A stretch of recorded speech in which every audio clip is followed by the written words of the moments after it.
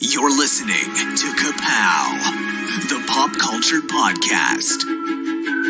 Comics, television, movies, and more. If it impacts fan culture, we have something to say about it. And now, your hosts, Jordan, Cliff, and Seth.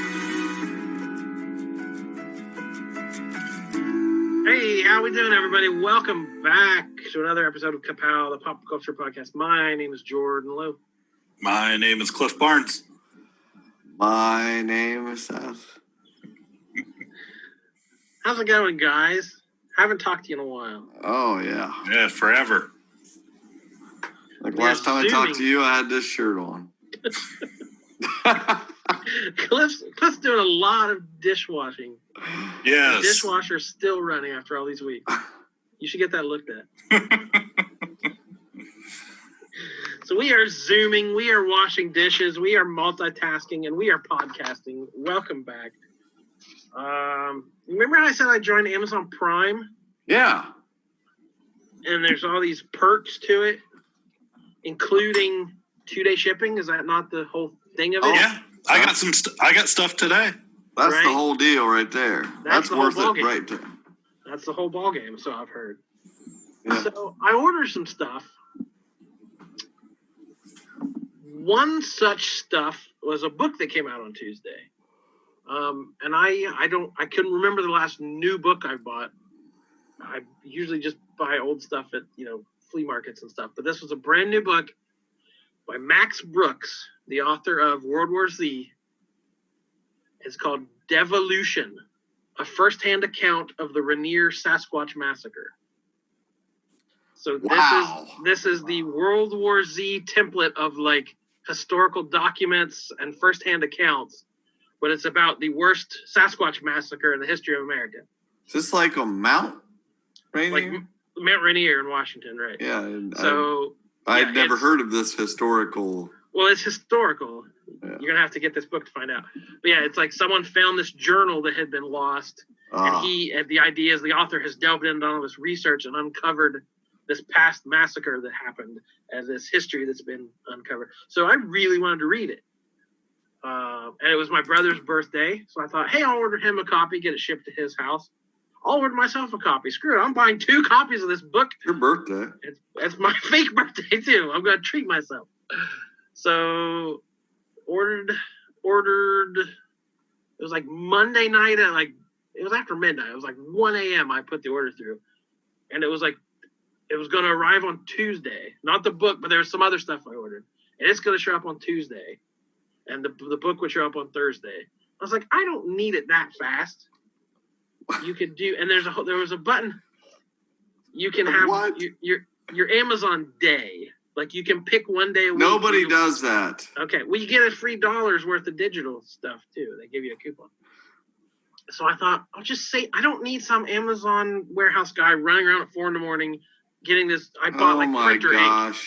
I don't need printer ink. I didn't need it. Amazon Prime is not for ethical people. Right. That's very true.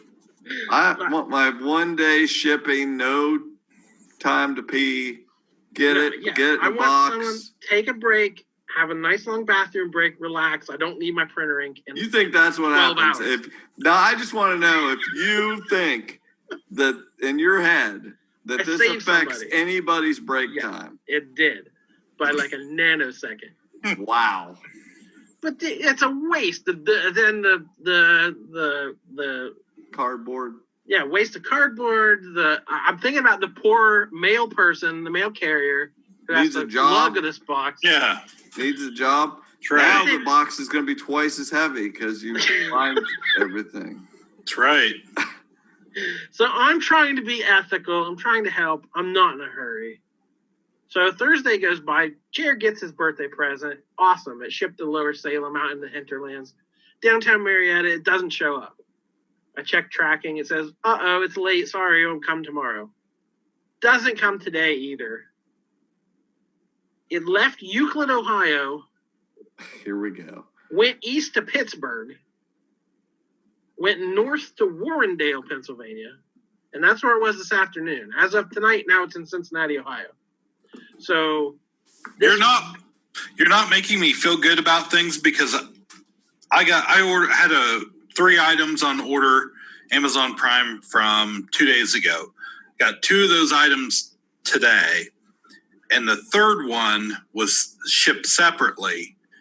But when I checked it, when the other 2 came in, it said would be here by 9 p.m. I did the exact same thing today. I had multiple shipments. And some things got here, and the other stuff said by 9 p.m. And now it says we're going to be late. Yep, that's what I just checked it. That's what mine says.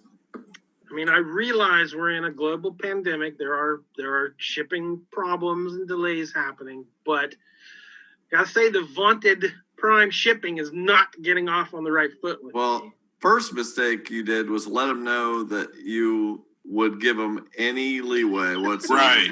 Yeah, you can't do that. You gotta crack the whip. Mm-hmm. No, I want this all immediately. You should be standing on the street corner pointing at your watch. Yeah. But yeah, the mail person dropped off mail. FedEx dropped something off for my landlord, and UPS brought me something for Diamond. So I had 3 delivery people show up today, and I all thought they had my package. None of them did. Wow. Wow. Somebody got a Star Wars toy, though. I'm not sure what it was. Could have been. I watched Fleabag, though. I checked out the video streaming's fine. That works. Yeah. How did you like it? I watched the first episode, and I thought, this is good, but this kind of reminds me of this other show I really like that has Olivia Colman in it and is British and is kind of raunchy and kind of breaks the fourth wall, which is Peep Show. I thought, I wonder if Prime has Peep Show. And they do, so I watched 3 seasons of Peep Show before I watched the second episode of Fleabag.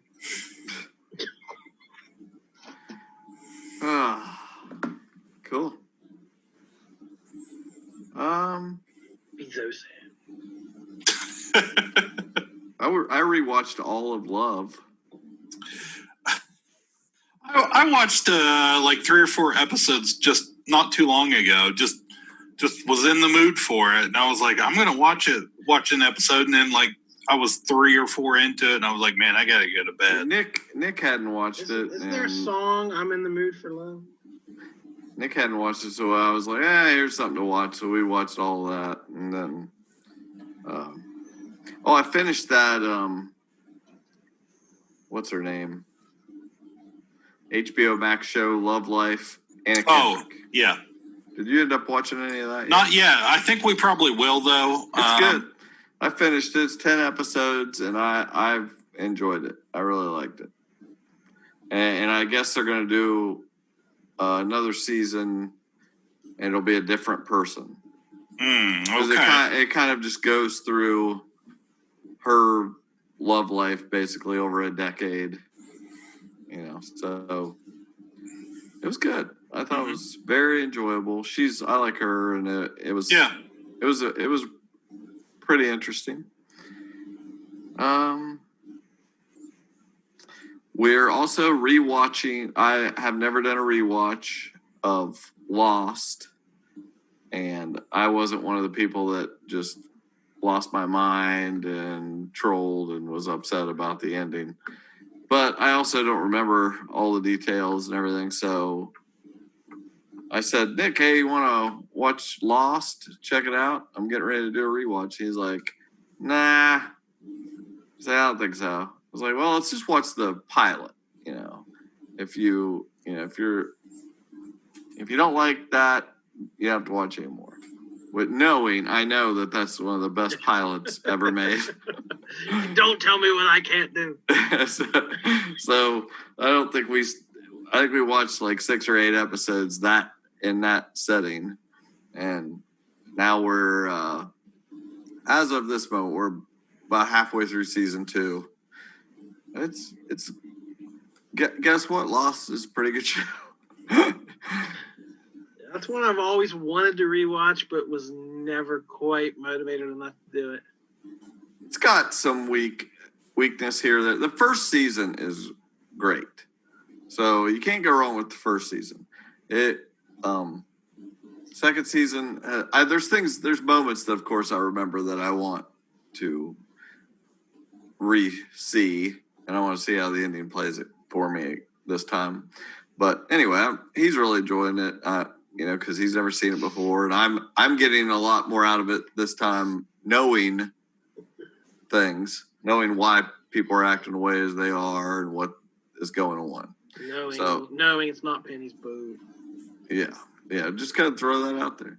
There's so things like that. I'm like, Nick, don't even Google Lost. You cannot Google it because there's certain images that are immediately going to pop up, and like we got to go back. Like I can't say that. I keep wanting to say that, and I ordered the Michael Giacchino or Giacchino. I don't know how to say his last name.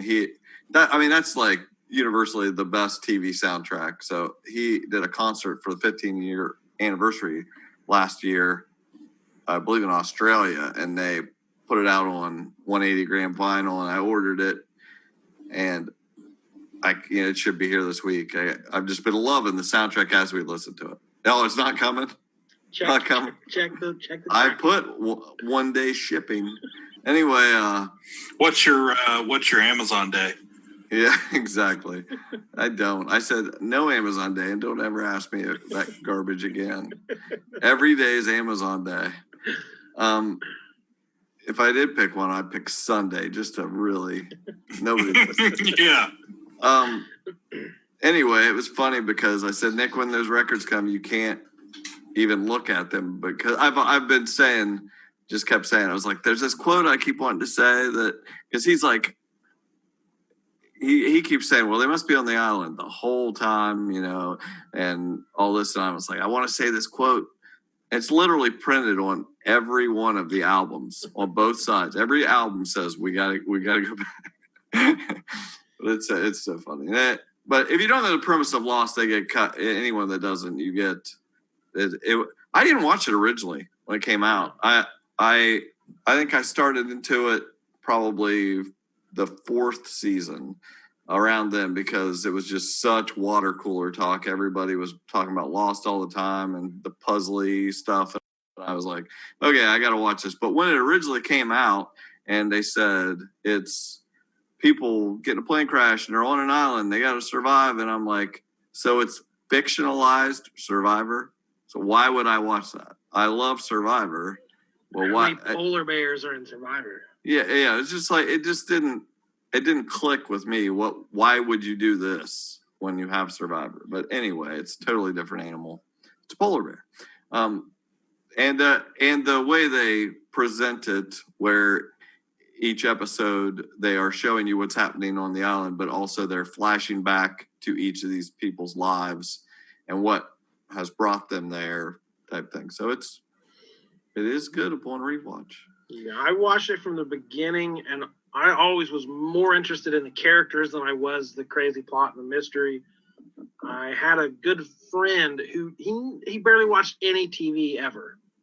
He would just watch news and like the occasional thing, but like he got so into this show, and we would talk about it, and he was like, so what do you think the writing on that wall was? And it's like he was into it in a whole different way than I was. Right. And I have a feeling he was way more let down than I was, because it doesn't pay off that side of it. Right. The character stuff I think is wonderful, and still do.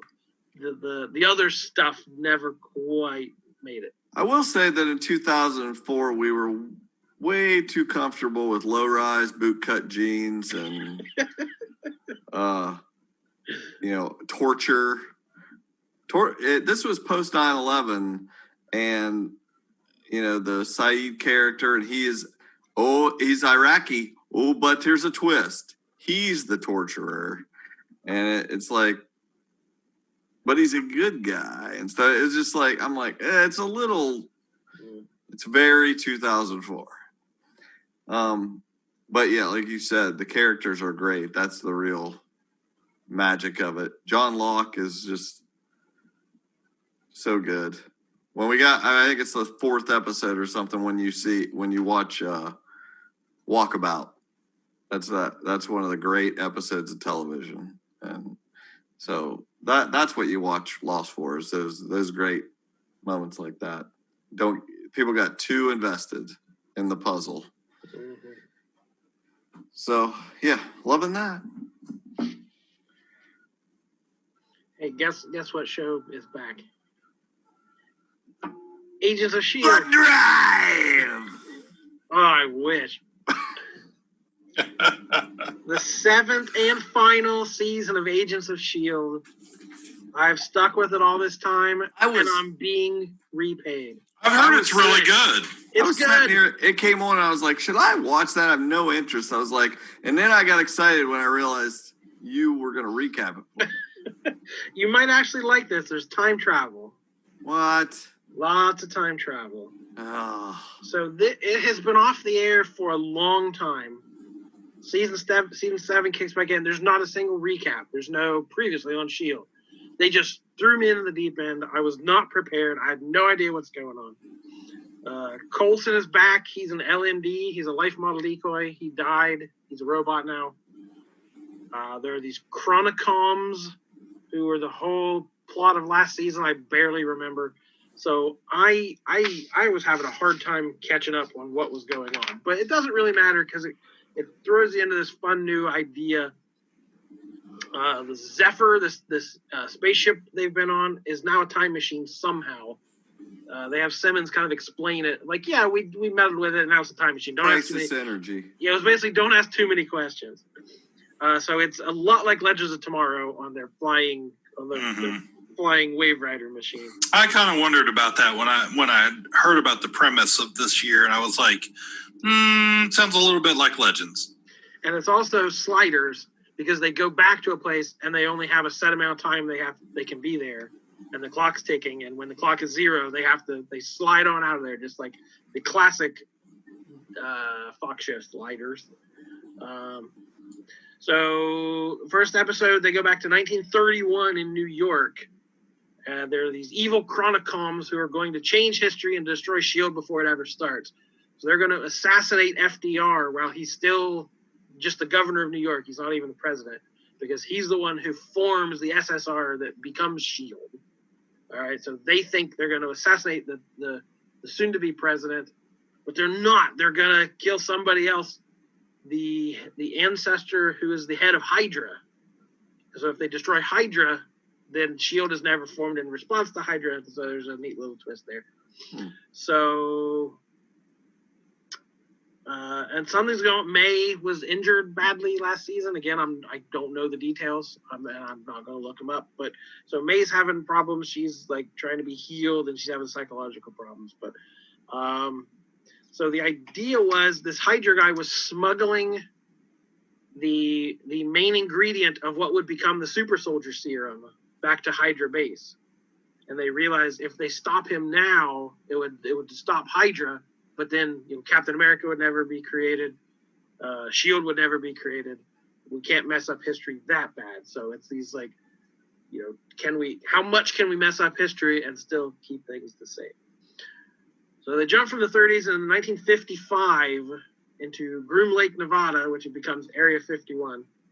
And of course, someone sees the ship they're in and thinks it's a spaceship. So we're doing the, Doc Brown seeing the DeLorean. It is a spaceship, right? Yeah. Well, it's it's like Quinjet basically, but they can take it to space. Yeah. So this episode's guest stars, he was Daniel Sousa on Peggy Carter, the actor, difficult name, Enver Joki. I'm not entirely sure. He was from Dollhouse, the Joss Whedon show. So if you're ever on a Joss Whedon show, you'll be back on another Joss Whedon show later. So they brought him back as this agent in Peggy Carter. So it's Coulson is like a huge fan of this guy. He was like a legendary S.H.I.E.L.D. agent, so he's like fanboying out over him. And there's an episode shot in black and white, and it's the Sunset Boulevard opening where it starts with Sousa dead in a swimming pool, and there's this noir narration of like, it all started on a rainy night sort of thing. So, and every episode has started the credits at the beginning have like period accurate. The 40s one looked like noir credits. It looked like Double Indemnity or something. And then the 50s, they were big like sci-fi, alien invasion credits. So there's some fun time travel-y stuff. This is the kind of fun show I wanted, where it's not one long dreary thing happening. It's a bunch of fun adventures of them, getting into different missions and things. So for last season, I'm glad they're going out with a bang, and it's been good. I've ragged on this show for a lot of years, but I've stuck with it. But so I'm glad I'm getting a little payoff here toward the end. Cool. If one last thing on that, I think I saw where they filmed that entire season and the previous season back to together, back to back. So like Clark Gregg has been doing press for it, but it's stuff that they filmed like 2 years ago, and now he's like, he's just out there having fun now. Like he doesn't even. He's so far beyond it. He does not care. I don't feel so bad then that I'm not the only one who doesn't remember what's going on. Right. I think I watched 3 other things. One was if you ever watched remember the old Match Game back in the day with Gene, whatever his name was. Yeah, and Carly was watching Match Game with Alec Baldwin the other day. That's what I was going to say. For the last several years, I think it's season 5 now, he's been the host. They do Celebrity Family Feud, and they usually bookend it with Match Game with Alec Baldwin. He is really funny. I mean, if you ever hear him on a podcast or something, or whenever he's on, what was he? I think when I watched him on Comedians and Cars and Coffee or whatever, he's so funny. He's just like, he's a funny guy. But he hosts that, and of course, if you don't ever seen Match Game, it's very filled with sexual innuendo, and they always have some B-list stars there as the panel, and you got to contestants match up with them with their answers. And yeah, we were watching it, and I think it was like Joel McHale, Amy Sedaris, Kevin Smith, Raven Simone, and I was just like, this is crazy. It was good though. Yeah. It's a good show. I've set it to record them now the rest of this season because we watched them together, and it's pretty funny.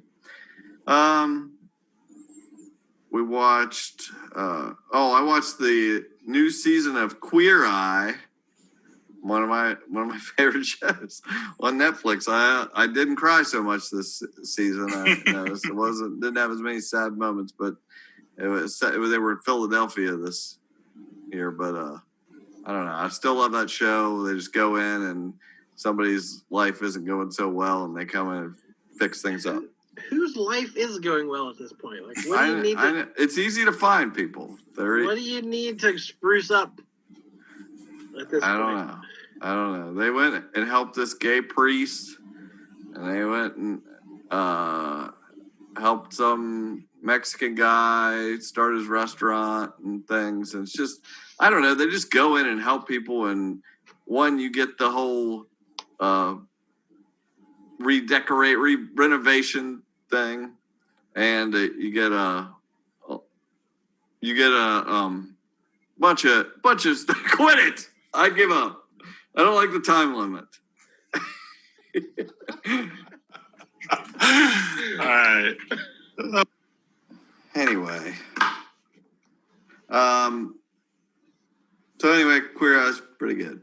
It's good. Go back if you watch some of the older seasons. They're just really tear jerkers, and for the most part, these are some really nice guys that just.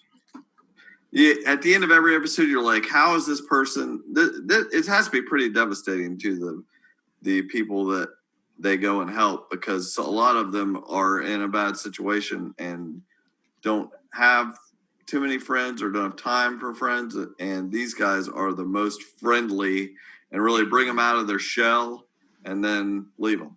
It's a good show to watch when you're in a bad mood because it's very positive. Yeah. Yeah.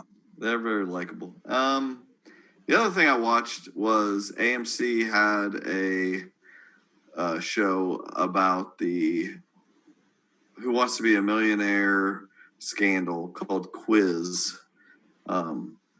And it was just 3 episodes, which I was like, bravo for not dragging this out over a whole season of The anything. British know how to do it. Wow. Yeah, this was the British Who Wants to Be a Millionaire. The guy, I should have looked up his name. The main character is a guy he's one of the 2 best people on Succession. But I think his name's Tom on Succession. But anyway, he's the main character on this. But it's a good show. But if you don't know anything about the scandal, it was about some people who were just really overzealous fans of Who Wants to Be a Millionaire. It's not like they were the most devious people to walk the earth, but they really wanted to be on this game show and tried to pull off some cheating that was pretty transparent. Well, they tried to leave it sort of. It could have been either way. I think they tried to kind of leave it up in the air that maybe they weren't cheating or maybe they were like. Oh no, they definitely were cheating. Like I didn't get that out of it at all. I thought that final courtroom scene was sort of like, well, this could all be coincidence. Like it felt like an allegedly. Just say allegedly. Did you look up any of the real stuff? Like about it? No. It's pretty much pretty obvious if you ever see any of that. But it's interesting. I mean, they did, it's basically the build up to it and then finally the case trying to, see whether they are found guilty or not. But the defense does put up a good case, but it's pretty obvious. It did remind me how huge that show was. Right. What a cultural phenomenon that was when Millionaire debuted. Oh my gosh. Yeah. Everyone was watching it, had the biggest ratings. It was such a phenomenon. And it was a neat thing of like explaining why that was. Like the music and the lighting and the tension and they close up on your face while you're trying to make this agonizing decision. And it was like, it's not just a quiz show. It was like real life human drama. It's like, that was interesting. Yeah, it's how much time do you need? All the time you want. It's like just figuring out that was the way to do it. Let these people just worry and stuff, and people will love it.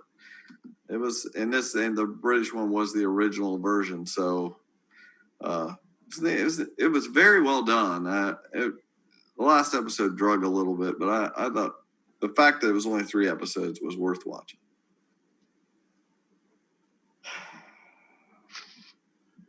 Cliff, are y'all caught up on Stargirl?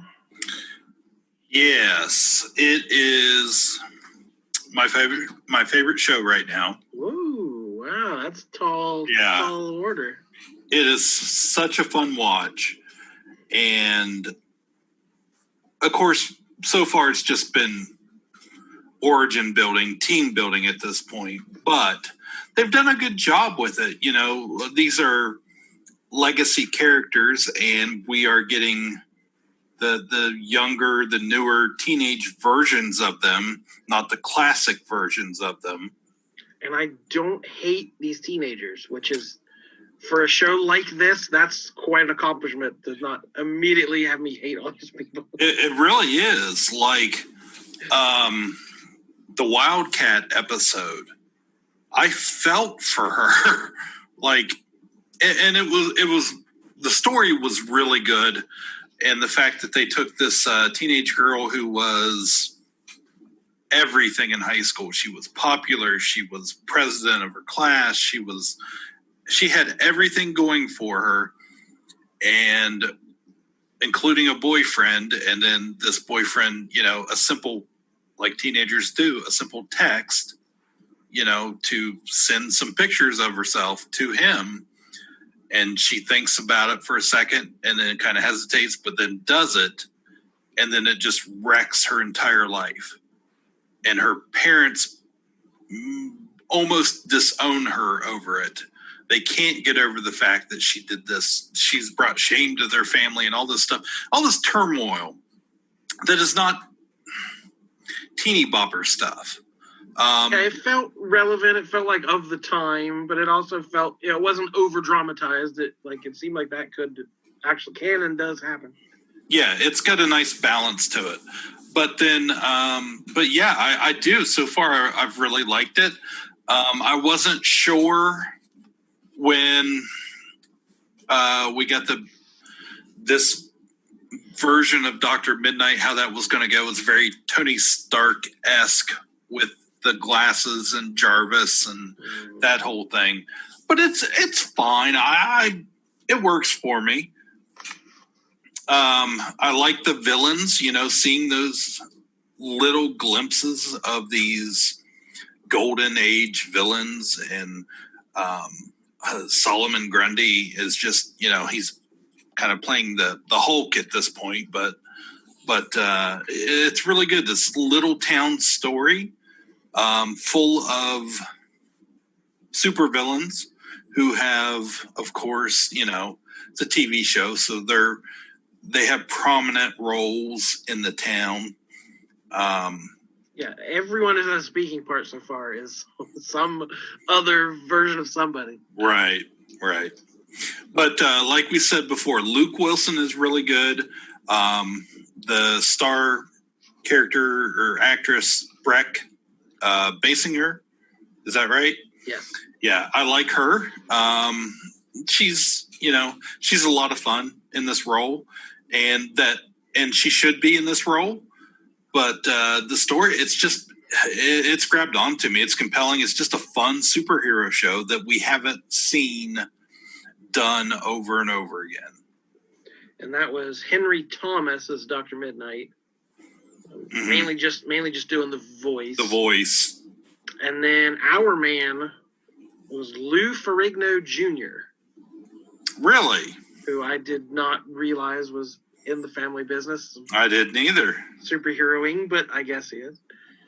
The first 2 episodes were written by Jeff Johns, who is like the creator of this show, the creator of the character. Yeah. And those first 2 almost felt like a movie. It almost felt like a 2-part pilot. Yeah, I was expecting a huge letdown after that.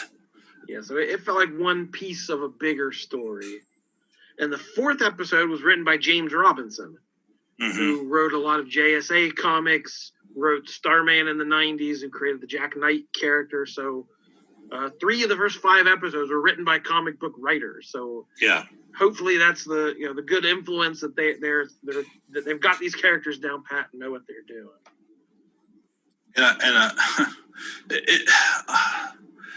I love she's carrying around a gym bag full of Justice Society equipment, all these powerful weapons, and she's just slinging it around, stuffing it in her locker. It's just fun.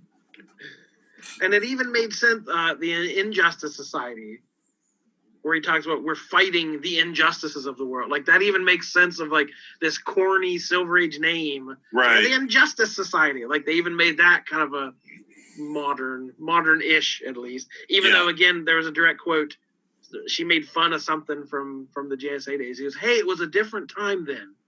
Again, talking about 2010. Right. 10 right. years ago. Yeah. But it was kind of interesting. I noticed I think it was through the goggles when we're looking through them, Dr. Midnight's goggles, when they're talking about different characters, that they show them as members of the JSA, I believe, from like 1941 to 2010. Yeah, there were some different dates. There was a Red Bee reference. Yeah.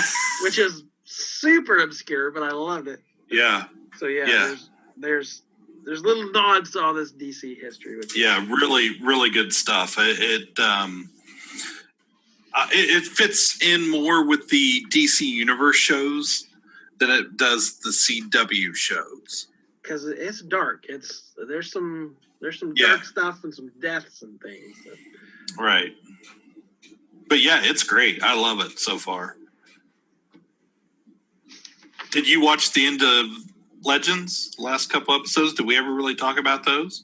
Yes, but no, we never talked about it. Okay. So I wasn't as big on the past season of Legends as I have been the previous ones. I thought the cast was kind of a little weaker. We didn't have nearly as many superheroes on the ship and the crew as that's how this show started. It seemed a lot of shifting around characters to make up for acting schedules and actor departures, and like the plot was kind of dictated by who is even around at this point. But I thought by the last two episodes I thought were pretty good and kind of brought it all back around to the point where, hey, I still like this show. I still want to see more. I think Katie Lotz is great. I love her on this show. What she's done with that character, from just a I don't want to say sidekick, but a non-major player, I guess, in Arrow, at the beginning, to where she's come with it now. I love watching her on screen. Yeah, she's definitely the lead of this. Even though it's a big cast, it kind of all revolves around her. I want to give credit to maybe the best line they've had. Speaking of all these meta references they make, looking back at the 7th episode, it was the one Romeo v. Juliet, Dawn of Justice, where they're back in Shakespeare's days.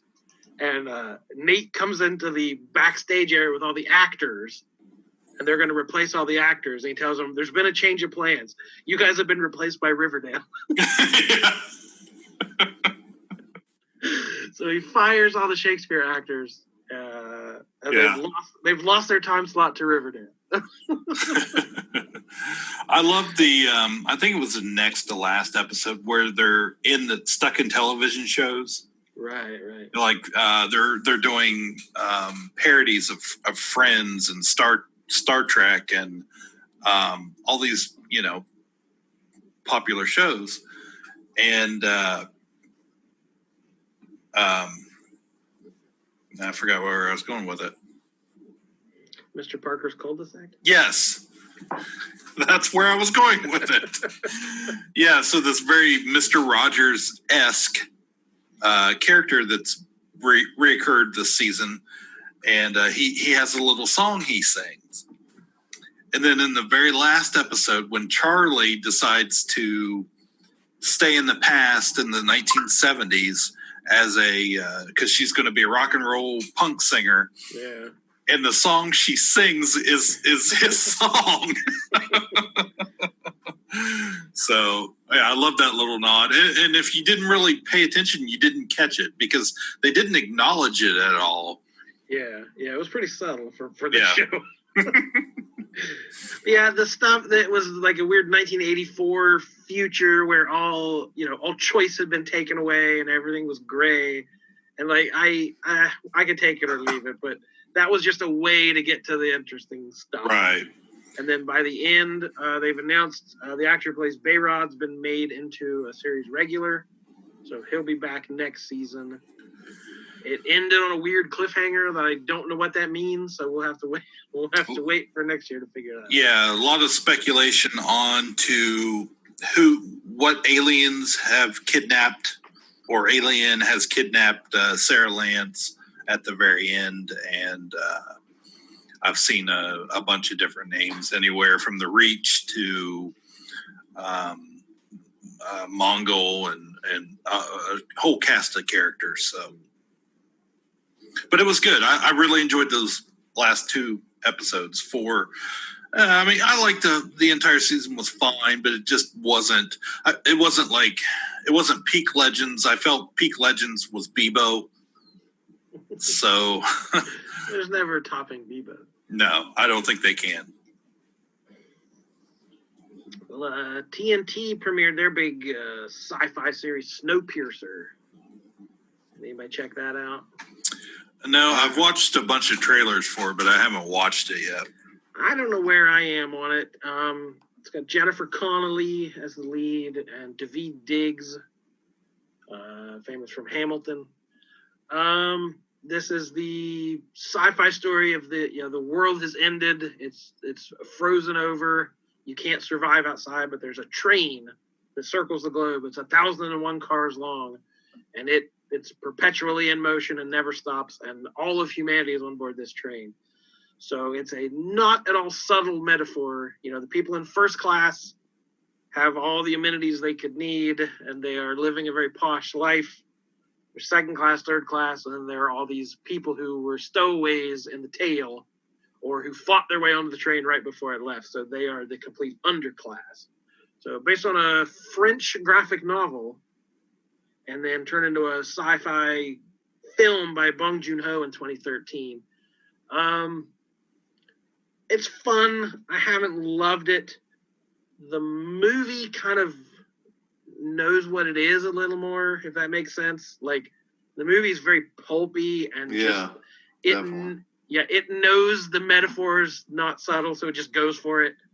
And it's got hatchet fights and like it's way over the top. The show, I think, is trying to be more, we're really making a statement, man.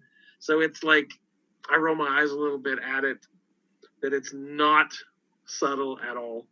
And then that first episode, you learn in the before time, Daveed Diggs was a homicide detective. They need his help to solve a murder. There might be a serial killer on the train. And I roll my eyes. It's like, this show is already one thing. It does not need to be a police procedural, like, crime drama. And it's done some interesting stuff, but that's kind of been the backstory of the whole season, is there's a murderer on the loose, and they have to have this guy from the tail solve it. And there's been some things. The suspect is a first-class passenger, so it's about justice. Can there ever be real justice?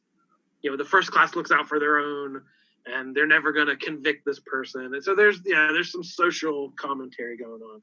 But the most important thing, there's a character named Klimt. I had to pause the thing and rewind it. I was like, did she just call him Klimt? Oh, my. He is like the scientist. I thought he was the serial killer. No, he does he works in the morgue, like does the autopsies, and they put people in these drawers. They put them in like suspended animation. So he's like he's the scientist guy. So Klimt Clattenburg has made his way to the small screen. He's on the loose. But isn't Klimt right at the moment like in suspended animation in your game? Who knows? Who knows? Lost whatever. Somewhere. He was kidnapped. They still haven't found him. He could be dead for all we know. All right. We ready to put this one to bed? I think so. Let's tuck her in. Exciting stuff, you guys. High energy as always. Yeah, it's late.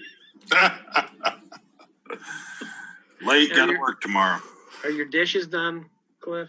Yes, we're all good now. We've talked long enough for your dishes to get done. Mm-hmm. That was the most important thing. Cool.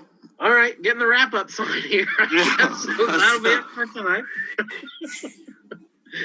Thank you for listening. Thank you to all our patrons out there who patronize us. Yes. And send in that $1 every month to get all access to all our bonus features, secret Facebook page, video of us talking about these interesting things. Yeah, I feel like I've been kind of mailing it in on the patron stuff because we're putting out the video version of the podcast to them, which is great. That's pretty sweet. Yeah, I enjoy that, but they're getting all the visual jokes. Yeah, getting all the signs we make, signs to each other. But I've been lacking. Take drinks. I've been slacking on the patron feed though, and not loading it up with anything. So yeah. And I'm gonna get in there and write some more entries into our journal of references our glossary of inside jokes and things. I've made a list of those of some things that need definitions. So Yeah. That's another perk you get. I'm gonna add a few more things to it. They if anyone has any suggestions for more one-job contestants, preferably someone of color or minority, we'd like to spotlight. And what I'm really asking is because we kind of threw back some back and forth suggestions in our messenger, but something out of the box. It doesn't always have to be an actor or actress. If there's someone, I don't know, author, or if you have a favorite creator or in anything, let us know, because I can't think of all this stuff. And some me questions. Ask if you have anything you want to know about us and our personal lives. Right. What was the first place you ever bowled? I don't know. If you want to know more than what's just in our backgrounds, because you'd be surprised what I remember. But if you have to spark something, you'd be. I bet we have some more great stories, but you gotta find the right question to fire us up here. Yeah, at this point, we're talking about we're waiting on our Amazon deliveries. That's all we got. Yeah. Well, so we need more. Similar Amazon problems. I'm afraid that something got flagged. We had someone in Marietta has actually created an Amazon Day for their account, and now I think they think all of Marietta did that because no one's ever done that in this area before. Right. I gummed up the works. Sorry, guys. Thanks a lot. Thanks a lot. Great job. Alrighty, thank you once again. We will be back before you know it. My name is Jordan Lowe. I'm Cliff Barnes. Seth, goodbye. Ka-Pow, the pop culture podcast, is intended for entertainment and information purposes only. Sounds, music, and clips played during the podcast are property of copyright holders. All original content is property of www.udownwithkpp.com. If you enjoyed this podcast, please subscribe and leave a comment. Ka-Pow, the pop culture podcast, is available on Apple Podcasts, Google Podcasts, Podbean, Spotify, and wherever podcasts can be found. You can connect with us through social media on Facebook, YouTube, at the Ka-Pow Podcast on Twitter, or email the show, Ka-Pow, the pop culture podcast, @gmail.com. If you really want to go the extra mile, please sign up to be a patron through the Podbean app or our website, www.udownwithkpp.com, to receive special content and early access to some episodes. We are grateful to anyone that chooses to contribute, but please know that most of our content will always remain free. So please continue to like, comment, and share.